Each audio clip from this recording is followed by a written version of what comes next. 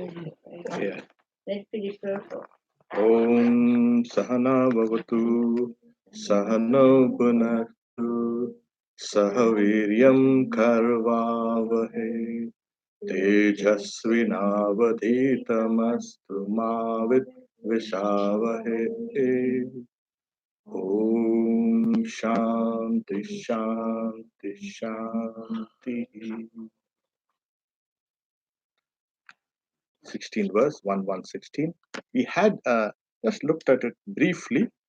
We will uh, take it up.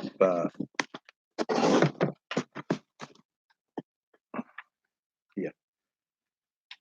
Tama priyamano mahatma varam tivahadya dadami bhuya tavaiva namna bhavitayamagni shrinkam che mamane karupam grihana.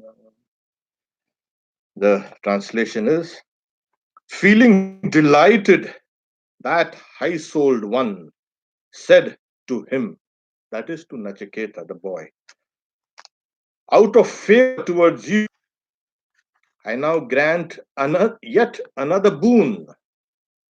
This fire, that is fire sacrifice, will be known by your name and deed.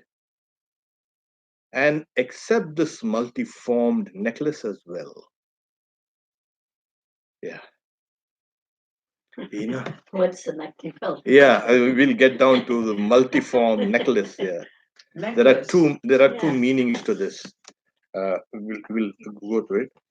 So tam abravit, that is tam to Nachiketa, the Yama, the god of death, said. Why was he pleased? As you've seen, that as he taught him the fire sacrifice, he repeated verbatim. It must have been an elaborate or a very difficult sacrifice, the intricacies of the sacrifice, no, to be understood. And Nachiketa, when he learned and understood and repeated this, Yama was pleased. As you know, you get a good student and the teacher is so happy. Wow. Yeah. That's why you're so happy. Oh, yeah. So, and you know what happens is, so he has, Nachiketa was given to ask three boons. He was only granted three boons. There's another bigger boon that the god of death has given him. That this fire is going to be called by your name, is going to be known by your name. That's a bigger boon than anything. So it's a kind of it's an extra foul, this, yeah, this fire sacrifice will be called henceforth by your name itself. That's the fourth he got. And the fifth, the multiform necklace, is probably that he used to wear a nice gem studded or diamond studded kind of a chain. Being a god, So he takes that in. Yeah. So he was so pleased. I mean, this was kind of an ensign or a kind of an indication that he's a god of death and he possessed it. Maybe for, I don't know for how long, but that he took it. What happens? Oh, this is my wealth, this is my gems, and this is my clothes and my.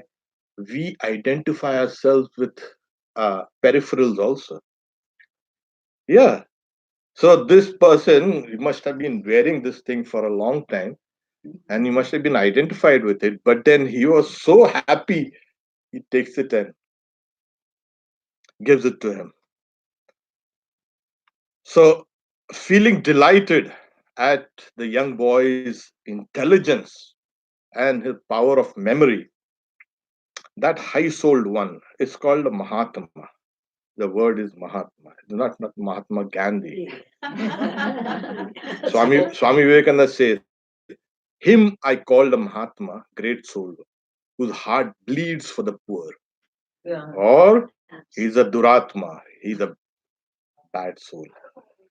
So this is so the commentator Shankaracharya said, one whose akutsita buddhi, that is, one whose intelligence is not small minded, one whose intelligence and heart is large, that person is called a Mahatma, great soul.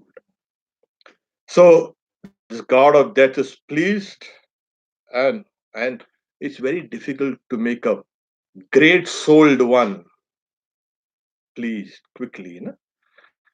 A small person, you can, children, they're crying. You give a chocolate in the hand, they start laughing. So, hey, but you give a chocolate to a wise person, he's not going to be delighted. He's not going to be happy about it. So what's this? Unless you like chocolate. Yeah. Well, for you, that would be wonderful. Yeah, you need to give that kind of person such a big thing. Big chocolate. Wow. No. Big chocolate. That's a nice one. So, according to the recipient, that you can say gift or the offer should be. Otherwise, we are not pleased. Uh, so he says, out of favor towards you, I grant you another boon. This fire will be known by your name.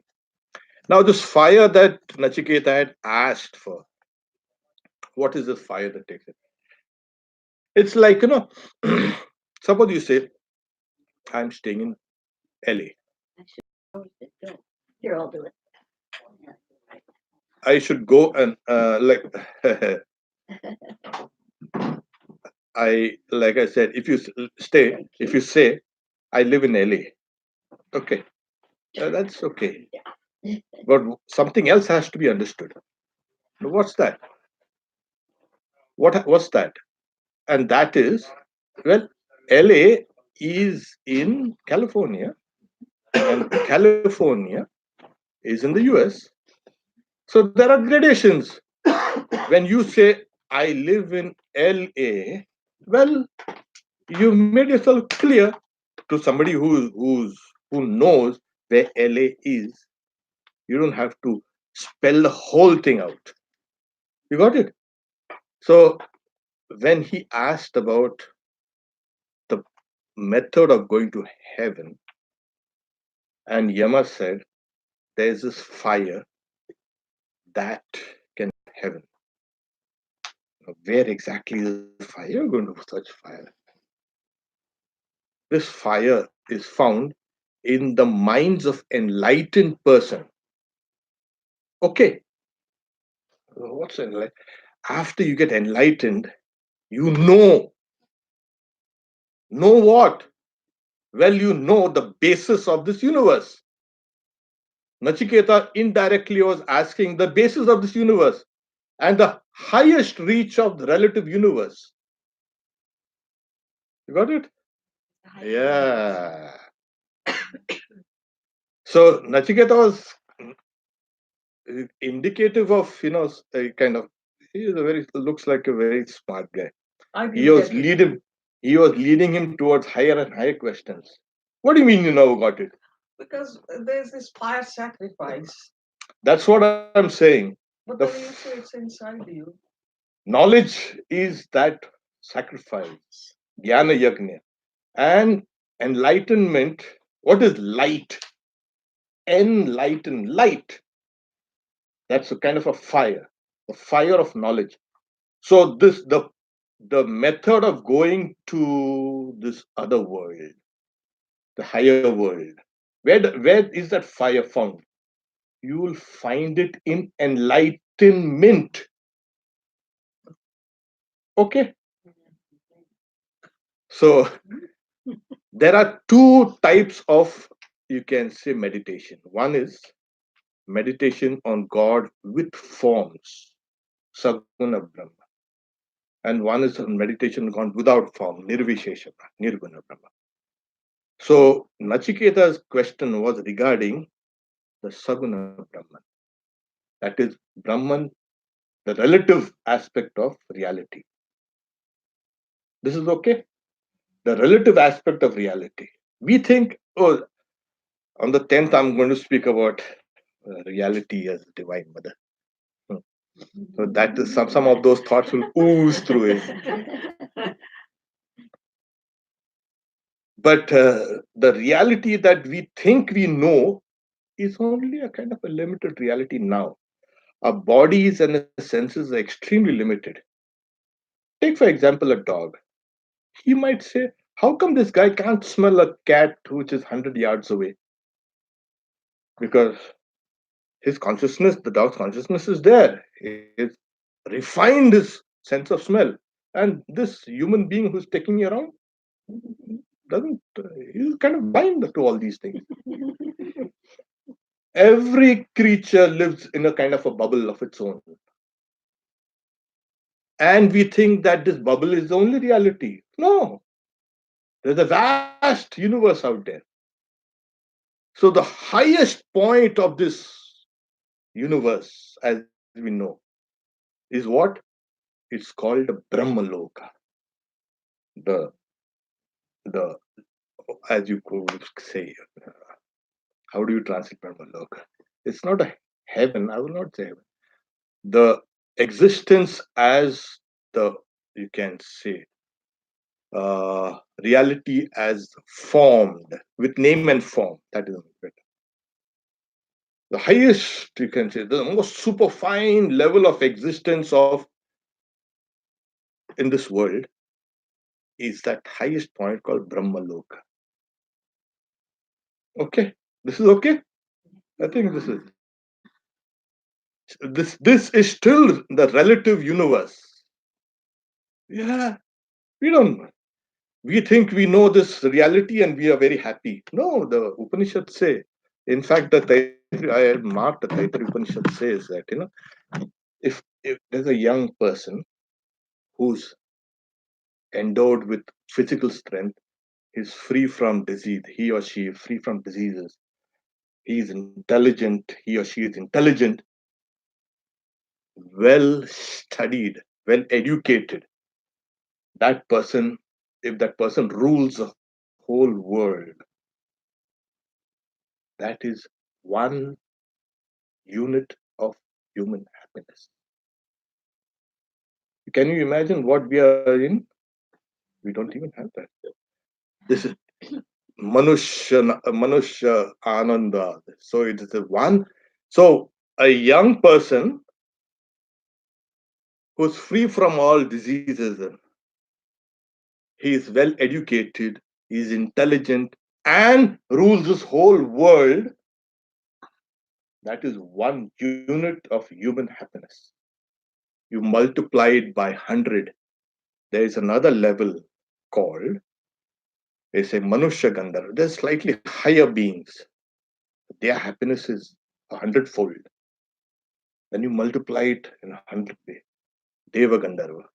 Multiply it by another. Then it's called Ajanada Devata, Karma Devata, Devata, Indra, Prajapati, Brahma, Brihaspati also thrown in. There are 11. Each grade of existence becomes more and more joyful. You are spontaneously joyful. You don't have to. Am I happy? Am I? You are happy. Like that person who rules this whole world. He's got one unit of happiness. So at that highest level is one, you can say, how I'm into millions and millions and millions. Tesha Manusha Namananda Shrotriyasya Chaka Mahatasya. It's a kind of a wonderful this evaluation. It's a long one. So Eko Deva Gandharva Namananda Shrotriyasya Chaka Mahatasya. So you won't go into this. The enumeration of bliss. Till there, it is all the relative universe, yet it's a superfine reality. So we should not think that, oh, yeah, we are very happy. This is only the real thing in the world. We are deluded. That's scriptures say. So Nachiketa asks for that heavenly worlds. That is the gradation of heavenly world. When he says Swargalok, it means, like I said, uh, you are in Los Angeles. Yeah, but Los Angeles in California. You're in California? Yeah. So California is in the US. Are you in US? Yes, of course. Of course. And the US is part of the Americas. Yeah. And then we keep on adding. So then you know the Earth, and then you have the solar system, and then you have the Milky Way, and over. Are you in the Milky Way? Yeah, of course you have to be in the Milky Way. So it implies when he says, "I want to know that fire." Now, the implications of what is that fire? Fire is that, as Yama said, "Vidhi tametham nihitam goa." It is in the cave of that intellect of the enlightened ones. And what do they know? They know this cosmic person, this cosmic reality, like from up to down and sideways and inside out, everything. It is found there. And why is not found everywhere? Because we do not know. We are not yet enlightened. Got this? So that's why you find it there. And that is the reason why you go to the enlightened ones. Later on, that sloka will come. The path is long and narrow, like walking on the edge of the Uttishta Jagrata Prapyavarananda. And then you approach the enlightened ones. So they will transfer that knowledge to you. Yeah, knowledge can be transferred. Is it? Doesn't he? He or she has to read some books. When the transcriber of the gospel first went, and then he asked the maidservant, "Does he read many books like about Sri Ramakrishna?" Oh, no, he doesn't read any. He was surprised. He doesn't read any books. They are all kantastha, mukhastha.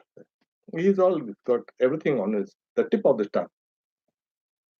He's saying, how can a person be intelligent and all these things and not read books? So his conceptions of intelligence goes away.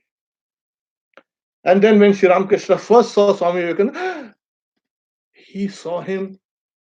He hardly had any kind of body consciousness. Hair was tousled. His clothes were not just kind of well dressed, or as they say. He wasn't well dressed. He was coming, and he's saying, such a boy living inside, you can say, city like Calcutta. Now it's Kolkata. They kind of, oof, just a boy. And he went and touches him. And he gets the knowledge. Only thing he wasn't ready yet. So knowledge can be transferred. And it transforms the person permanently. Knowledge transforms. Okay. So yeah, this boy Nachiketa has gone there with all these questions, but the implications are much larger. He wanted to know a little about this, and then he forced Yama, the god of death, to give him more. And as we've seen, how said, yeah, this knowledge will be yours. This sacrifice will be named after you. So this fire will be known by your name indeed, and accept this multiform necklace as well. As you know, my possession will remain with me. This is my hand. Why it should remain with me? But this necklace is outside you. No. My mother gave it to me. And my grandmother gave it to my mother. Yeah, kind of family halo. I'm not going to give this is me. Oh, really? But imagine the guy who kind of very possessive about all these things. We generally are. This guy comes, take this. And Nachiketa, they say, is not a kind of objecting to it. Because in the very beginning he said, I'm not a kind of a pushover. When a father sent him, say, go to death, he was wondering, I'm no pushover. It's like, I'm not someone low. I'm not too intelligent also. I'm somewhere in the middle, but I'm no pushover. What will the God of death do with me? Then probably you're thinking, let me see what I'm going to get from there. So here you go. So like I said, there are two meanings to that. One is the necklace that he has given. It can also symbolically mean, along with this knowledge of this Virat, that is the cosmic man, the, you can say, highest reach of the relative universe.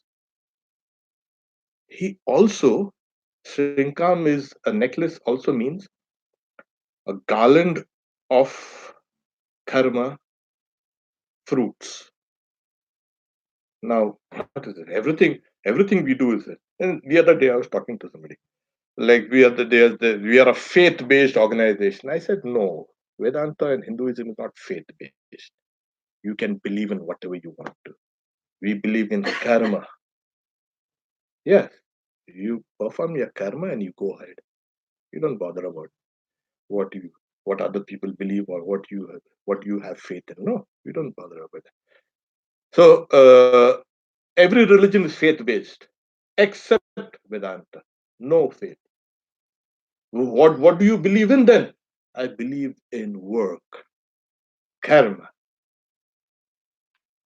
So in this world, there's good and bad karma. Yeah, good and bad karma. There, of course, there is. So Yama taught him the different pathways of the good karma and their results. So generally, this knowledge is not given to anyone else. You want this, do this. You want that, do this. Perform karma. Don't simply say, give me this. Don't pray. All pray with prayer. With prayer, do your work, and then you will obtain it. So this is the idea. You work towards it. And this is what he gave him, the secret of work. Swami Vivekananda, there's a title of one like the secret of work. And he says, I learned it from a very great soul. That's great. Another great soul was another monk called Pavahari Baba. Pavahari Baba was a monk who was never found to eat any solid food. I don't know. So people thought, hey, he's living on air. He eats air. So and that's what he used to do. So they call Pava is air, Hari is to eat. So he used to live on air. So Swamiji had gone and met him and he wanted to learn from him. Then Pawari Baba learned from Swamiji instead. So he said he used to ask questions to Pawari Baba. Pawari Baba used to. What is the secret of work? One of the, he's got many. Let the end and the means be joined together as one. When you are working, do it as the highest worship now. This is what it is. Don't think about the results. Don't think about anything else. So Swamiji preached that. So, you see? So there are many secrets of work. And in the Vedic literature, there are many types of karma. Many types of karma. You go crazy just reading it. Like what? Well, you want to make them crazy? Not crazy anyway. You want to please this God, you want to get this, you want to get that, do this work, do the sacrifice. So, all the noble things, not the small things. I want to harm somebody, I'll be jealous, I hate that person. No, nothing like that. All the noble, you can say, work that Yama, the god of death, gave this Nachiketa. Now, the next is 17th. Trinachiketa stribiretya sandim Trikarma kritarati janma mrityu Brahmajajnam devam medyam vedetva Nichaye magam shanti matyantameti. So this is Yama, the god of death says, but he says it like, it's the scripture is as if declaring through this god of death. Say, one who getting connection with the three. Now, what is the three? We'll go through it. Piles up Nachiketa fire thrice and undertakes three kinds of work, crosses over death. Yeah. Getting knowledge of that omniscient one who is born of Brahma and is the praiseworthy deity, and realizing that deity, one attains this peace fully. Everybody wants peace, peace, peace. Yeah, you can. Where there is no peace in this world. Yeah, there is peace in this world. Do this. Happiness, yeah, do this. Happiness comes from knowledge. So we'll take this line by line. One who the Vedas are declaring one who getting connection with the three. What is the connection with the three? Like in the Brihadaranyaka Upanishad, there's another one. The king, the Janaka, is sitting down there, and Yagnavalkya comes. Oh, was another great sage, very great sage, saying, "Tell me about Brahman." The king asks, "So tell me some of what your teachers have taught you." Then he kept on saying, "I so and so taught me like this." Shabda Brahman, Shabda, that is, sound is Brahman. Oh, it's like someone who has a father, or mother, a father, or a teacher will say that. Oh, simple thing. Matrivan, Pitrivan, Acharyavan, Bruyat. Because the mother is the first teacher, and she has to be worshipped like a goddess. Acharya Deva, Matri Deva, Pitri Deva, Acharya Deva. So the mother is the first teacher. There is no higher teacher than the mother. The father is the next teacher. Because what has been inculcated at the time the child is young, that will never be forgotten. And higher than them is the teacher, Guru, Acharya. Okay? I think I was telling you last class, I think in the Gita, they're talking about the queen, Madalasa. Yeah. She, when a child was born, she used to sing a lullaby. Uh, that you are the pure one, you're the stainless one, you're the omniscient one. The child used to imbibe all these thoughts. And the child, when he grew up, father is saying, now become a king. Oh, king, no, sorry. I'm going to realize the Atma. He went away. Ah. So she did it for the first child, the second child. The king is, wait, you can't do that to me. What is this? So, okay. Then she wrote in a piece of paper, the third child, when you grow up, when you be a king, when you're done with everything, read this. And his mother passed away, his father passed away. One day he's saying, my mother had given me a kind of piece of paper. I don't know what it is. Open the piece of he speaks about Atman, he also leaves. So there is a prenatal influence of the mother on the child. It is now trying to be pushed as a kind of a science. We knew it.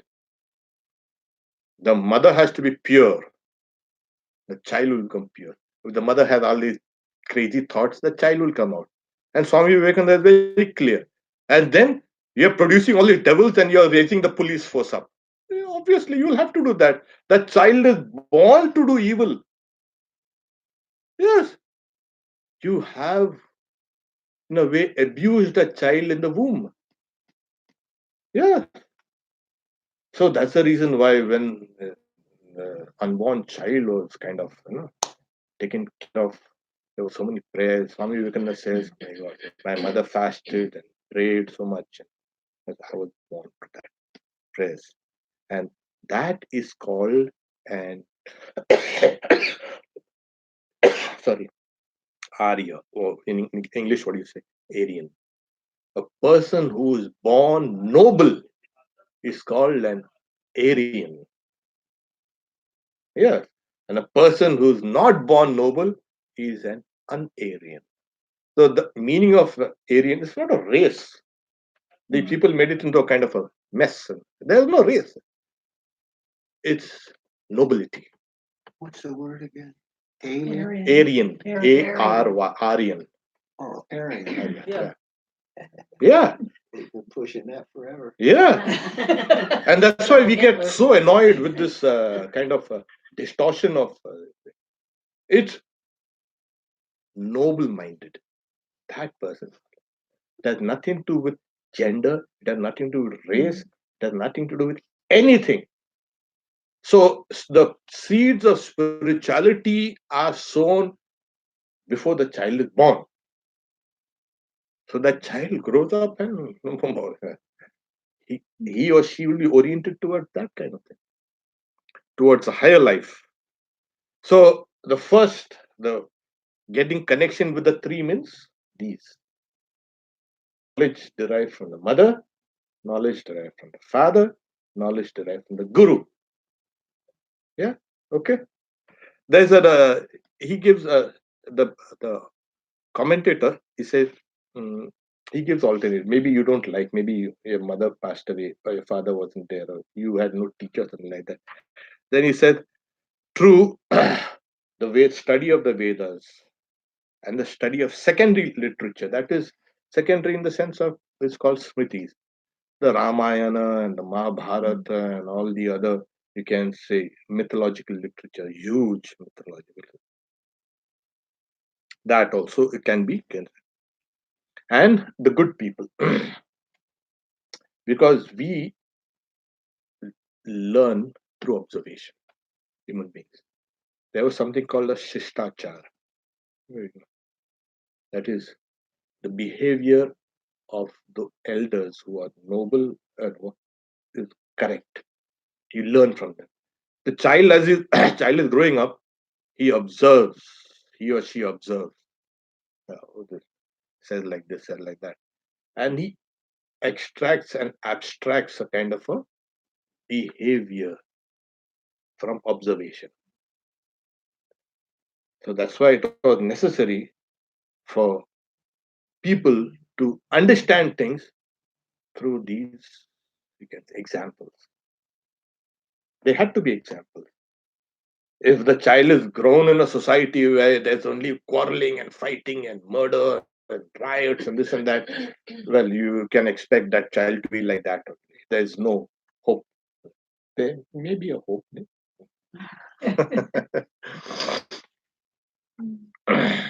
So the Vedas, then the mythological literature, and the good people, because they are an evidence.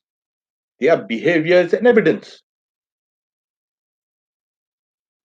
Mulo khele, mulo dhekuro. If you eat horseradish, you belch that way only. You won't get.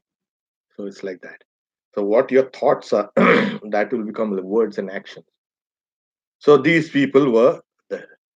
Or he says to direct perception or inference or scriptures. When you see certain things, you've got to understand it. These two things. Infer things from there. And then you have to corroborate those things through the scriptures. I seen angels flying about. So you tell somebody, I seen angels flying. I never saw. I saw, only I can see, you cannot see. That will not do. That is not universal evidence. You must base your knowledge on universal knowledge, universal experience. If I have seen it, even you must be able to see it. Everyone must be able to see it, experience it. I cannot show I have done it and you cannot do it. No, that's no evidence at all. If one person has realized the Atman, it must be open to for everyone. Saying no, no, you are not fit. No, no, that's not an argument at all. So one who joins oneself with these three things, that person is kind of trying to show that you need some form of integration. Knowledge integrates, non-knowledge or ignorance disintegrates. Why people are so restless and fragmented and all? Because of ignorance. Why they are full of anxiety and they're fragmented.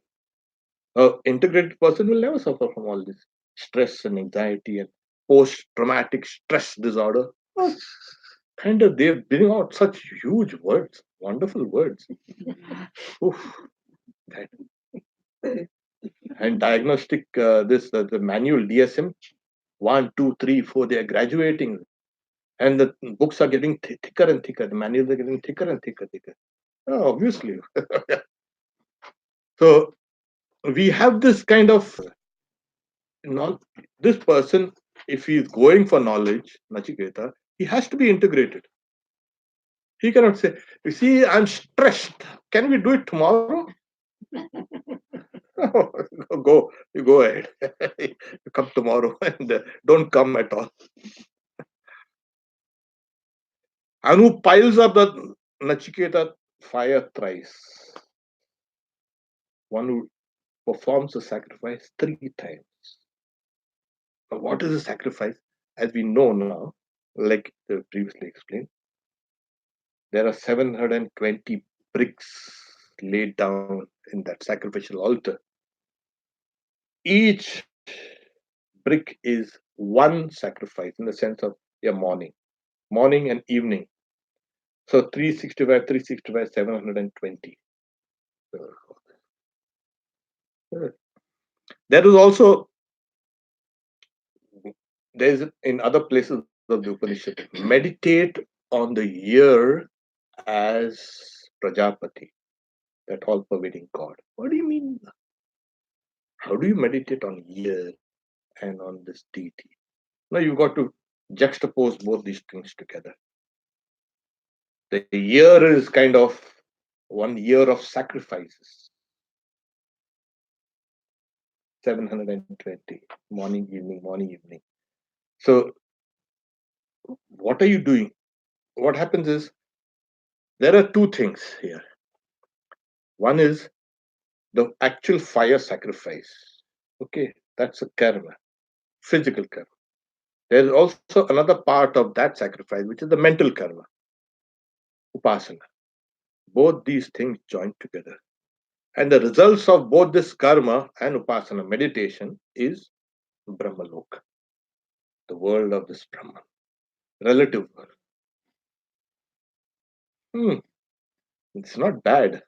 But there are some who say, why go there and wait? It's like you graduate, you go to kindergarten and you graduate, you go high. If the child says, I'm not going to leave my kindergarten, the child will be pushed out. Get out. You can't stay here. You have become too big now. So we graduate from one level to another level to another level to another level. We will come to the highest level, Brahmalok. Then what do you do? Well, it's called Krama Mukti, gradual liberation. You keep on graduating and graduating and graduating and graduate. And to graduate, you need to give examination. You're tested.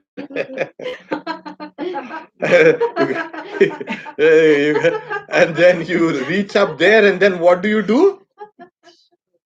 When this whole cycle of creation of this present creator comes to an end, you will merge in the absolute. How do you know this test and how do you prepare that? You're tested every time. Every time you're tested. The later that this will come, every moment, 2 things present themselves to you. Shreyas and Preyas. We take those choices. Sometimes we take the wrong choice. We take the wrong path. The choice is wrong. Well, it's your choice. You took it. And if we keep on making the right choices, slowly, we graduate to the highest. So it's not just once a year. Oh, I've got my examinations. I don't want to disturb. No, you are tested every moment. Everything. The devil comes to you in the form of an angel. Oh, yes. Don't be deceived. Oh, so beautiful, so angelic. So, yeah, yeah. And the devil knows the trick. It's an old hand, at these things. That's the Prius, the devil. Yeah, you can take it. Prayers. And Shreyas is, And I'm always taking Prius. well, you start taking the Shreyas. So, piles up the Nachiketas fire thrice and undertakes three kinds of work. Uh, what happens is everybody thinks, yeah, let's go to heaven. Kind of easy thing. God is so happy with me. And somebody has promised me in heaven if I keep on doing. No, it's not like that so easy. At least not in a Vedantic heaven. It's pretty tough. Well, I see all these things. It's pretty tough. Like their conception of heaven is this world minus all the negative things. Running about for food, and professions, and all the other things, and diseases, old age, and infirmity, and pain, and all. Minus, remove all these things, that is heaven. Ah, that's a kind of a. If you ask a child, what do you think of heaven? Yeah, there I'll play baseball without getting tired. Really? There's no baseball there. Oh, I don't want to go to heaven. I want to go to heaven where there's baseball. Is there football? No football also. No, so we project our desires and say, "Oh, this is heaven, and this is where I would like to go." And it's not. It's not. These things have been fed to people as kind of always a carrot and stick, reward and punishment. You do this, you'll be rewarded. Do that, you'll get punished. It's an old trick that religions have used. Reward, punishment, reward, punishment. So what's a reward? So you're hungry, you're starving, you're dying of, you can say, all this hunger. But there you will get a lot of food. You can eat what you want. So people are, you're a slave here. There will be no slavery. Yeah, really. And people started flocking towards. This is a reward, kind of tantalizing. And these are all illusions. But the reward, that is, if you want it, you have to work for it.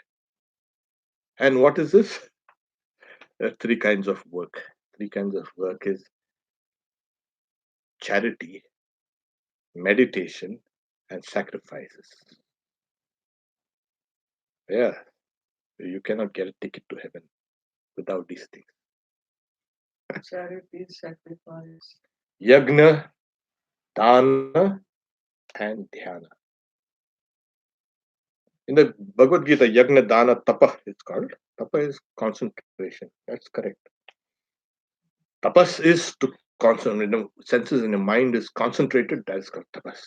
So the commentator, Bhashyakar Sri Shankaracharya said, sacrifices. Sacrifice, if you don't do any kind of sacrifices, not only to the gods, I'm not just talking to the god, sacrifice to the god. Sacrifice for the human beings, sacrifice for the animals, sacrifice for the plants, sacrifice for the birds, sacrifice for everything. Your sacrifice, you should be a kind of a sacrificial lamb for all of them. Then you are purified. Sacrifice. Meditation increases that purity. And gift, charity. Now, what's the highest gift? Swami Vivekananda said there are three levels of gift. One is the physical gift. You give somebody food or clothes or shelter, something like that. But that is not permanent. That person will get hungry again the next day. Or a kind of a California fires will burn that house. All that. It's all raging all around. So the highest is the first. Second is the gift of life. You give somebody, you save somebody, you help somebody save themselves. The gift of life is the highest thing. That's why doctors, they're so highly, you can say, adored in the old days. Now they're they used to give that gift of life. Person used to revive a person. Of course, not. It's two or three people mar the whole profession. There are some very noble, unselfish professional doctors. There's no doubt about it. The gift of life. And third is the gift of knowledge. That's the highest gift. Even the gift of life, if you give somebody life and then you keep that person in darkness and there's ignorance, what kind of life is that? The gift of knowledge is the highest gift. So these three things, once you are connected with all these three things, then what happens? Then that person crosses over death. What's that? That person is not frightened anymore of death. Why? Because when you came in, you were just looking at one chair of yours. I'm used to sitting in that chair. But then you realized the other chair is better than this. You were, then you don't mind giving this up. I'll get something better. Go out there. So when we are limited, our desires are limited, everything is limited, we think, oh, there's a fear of death always. The moment your knowledge increases, your heart increases, your love increases, there's no fear of death. What's death? Superstition. So that person crosses over death. And then, this is the first part. The God of death does not make things easy. Not for him, not for others. So then he speaks about the higher forms of meditation. See, what's the higher form of meditation? Like we are supposed to meditate on Shri Ram Krishna. Okay, we're meditating on Shri Ram. Okay. There was one Swami whom I knew saying, I meditated for 30 years. I've not seen one grey beard of that Shri Ram Krishna. So we are making fun of him. But then Swami, he never has any grey beard. He understood it. Yeah. The Ramakrishna that you are meditating, this is just a kind of the beginning stage. If you haven't graduated towards higher and higher aspects of Ramakrishna, you won't even know what Ramakrishna is. Ramakrishna is that universal form, that reality. It's like this is a kind of a doorway. You enter and you find yourself in a bigger room. At the end of that bigger room, you find another door. You enter the hall, go towards that door, open it, and you find yourself in a bigger. And you'll find higher and higher and higher dimensions of Ramakrishna. That's why meditation is a kind of a journey. You travel towards higher and higher level aspects of existence. So that is Ramakrishna. So here, saying then you meditate, is simply doing all these things. Then you meditate on the higher and higher aspects of that omniscient one who is born of Brahma. That is Hiranyagarbha, the golden wombed. That is the universal man or universal person. What's the universal person everywhere is that universal's hands and feet and head and legs, everything. Sarvata Shrutimal Loke Sarvam Avrit Tishtati. So that's a great one. So you will experience that all pervading reality. Then Sri Ramakrishna once was telling Swami Vivekananda, this um, teaching, telling him to read this Ashtavakra Samhita. That's Ashtavakra Gita. He's saying these guys are crazy. These sages crazy. How can it have all these things, all this Brahman? And he went out of the room and was sitting with his friend Hadra, and then they were both smoking. These old days, you had long hubble bubble hookahs, and they were smoking, and they're both laughing at all this Brahman. They're making a big joke out of it. And Sri Ramakrishna comes out. What are you laughing about? What are you laughing? Then he comes and touches Swami Vivekananda. And the one touch, Swami Vivekananda actually saw this whole reality as that cosmic person. He kept quiet. He didn't want to be caught unaware. Saying, what's this?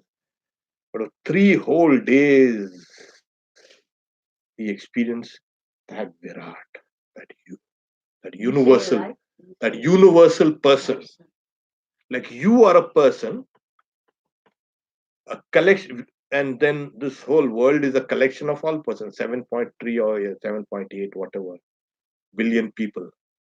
We are all one person, isn't it? If you look at this collectively, individually you are a person, collectively we are one person. Now, if you include all the other forms of existence, lower and higher and everything, it becomes one massive person, one massive reality. What book were they reading?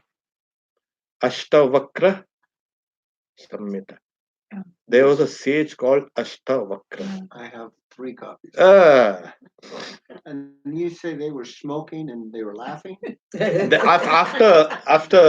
after your Sri Ramakrishna used to make him read from that book, and then he was not very Which is satisfied. the epitome of non-duality. Yeah. And that's what they came out saying, everything is non-dual, even this pot is Brahman and everything is Brahman. And Sri Ramakrishna touches and give him that very experience which he was scoffing at. And they, well, so it's there.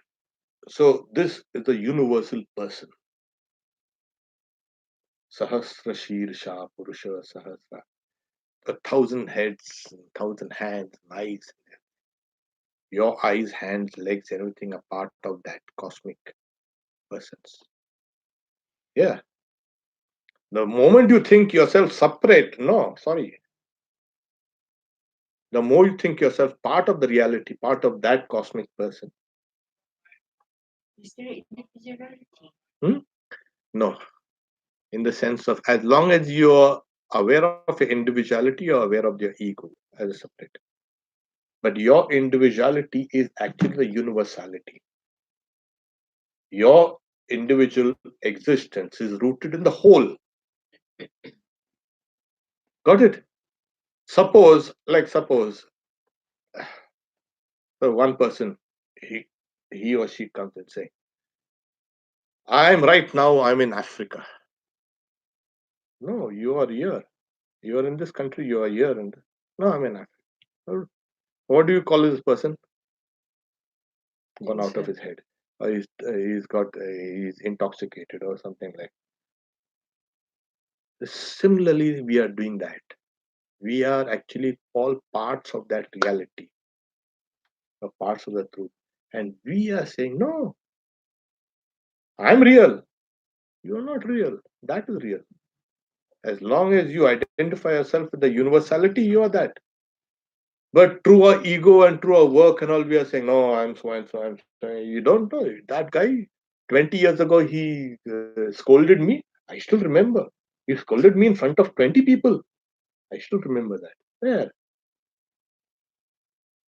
That has to have an eye to see, to recognize. That is Maya. Form of. Yeah. So. Yeah. You have that eye, the individuality. So no eye, nothing exists. Yeah, it is a big I. Yeah. The big eye, to see the big eye, has to have an eye as well. No, So how can you see nothing is without eye? you know, suppose I say, yeah, I love Sue. Okay. Now I know this. It's called in the scripture Swasam Vedya. I know it myself. I don't need Elizabeth to tell me that you love Sue. You don't need Reena to tell me I love. That's right. I know it. The knower is Yeah. I.